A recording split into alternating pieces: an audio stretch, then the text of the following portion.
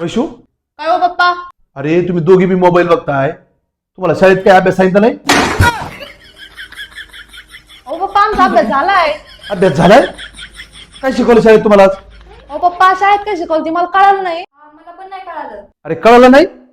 असं काय शिकवलं शाळेत? अहो ती तर नाही समजलं, पण ती सरांनी गृहपाठाची वही तपासली आज.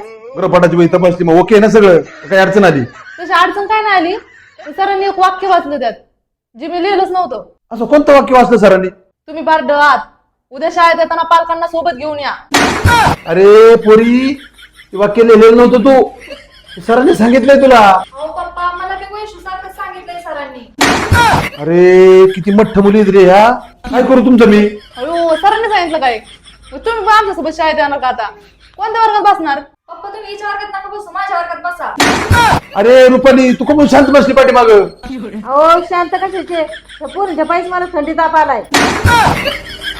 हॅलो सर, तुम्ही नोकरी सोडून द्या.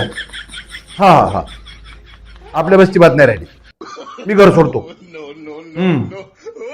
चला रुपाली, आपलं चला निघून येतो.